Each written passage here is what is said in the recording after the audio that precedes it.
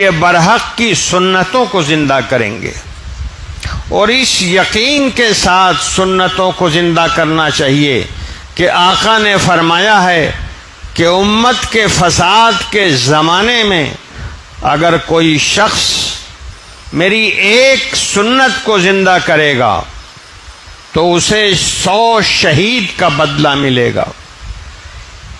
من احیا سنتی عند فساد امتی فلہ اجر 100 شہید، یہ ہمارے آقا نے فرمایا تھا۔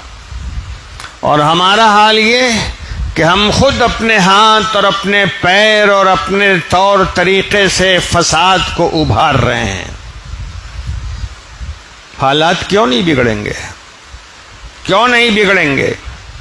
کل ہی ایک صاحب کہہ رہے تھے، پروفیسر تھے، اور کہہ رہے تھے کہ ہمارے طلبہ میں جو بد اخلاقی سے بات کرتا ہے مجھے بڑی وحشت ہوتی ہے۔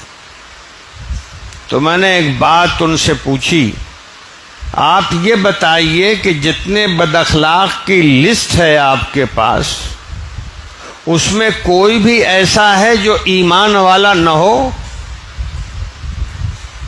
تو انہوں نے میرا ہاتھ پکڑ لیا اور کہا کہ آپ صحیح بات کہتے ہیں، بد اخلاقی ہمارے بچوں میں ان میں زیادہ ہے جو ایمان کا دعویٰ کرتے ہیں۔ ایمان کا دعویٰ بھی ہے، رسول کی رسالت کا نام بھی لے رہے ہیں، بد اخلاق بھی ہیں، بد کردار بھی ہیں، طور طریقے مسلمانوں کے نہیں، انداز مسلمانوں کا نہیں، پڑھ رہے ہیں مگر جاہلوں سے بدتر ہیں۔ واللہ بتائیے حالات سخت کیوں نہیں ہوں گے؟ اور پھر میں پورے اطمینان کے ساتھ کہتا ہوں، لوگ جہاں جائیے کہتے ہیں کہ حالات بہت بگڑ رہے ہیں، کوئی یہ کہتا ہوا مجھے نہیں ملا کہ ہم لوگ بگڑ گئے ہیں۔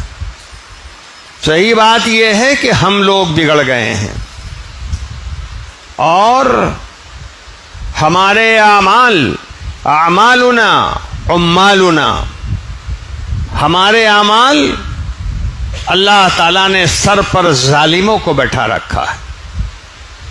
یہ ہمارے اعمال انہوں نے ظالموں کو سر پہ مسلط کر رکھا ہے۔ لیکن اس کے باوجود یہ بھی یاد رکھیے کہ اللہ کا بڑا کرم ہے کہ اب تک اس کا غضب نہیں نازل ہوا۔ وہ شاید اس لیے نہیں نازل ہوا کہ اللہ تعالی ہمیں اور آپ کو موقع دے رہا ہے، شاید کہ سنبھل جائیں، شاید کہ بدل جائیں، شاید کہ اخلاق درست ہو جائیں، شاید کہ کردار بلند ہو جائیں۔ موقع ملا ہوا ہے، ہم کتنے بدقسمت ہیں کہ اس موقع سے بھی فائدہ نہیں اٹھا رہے ہیں۔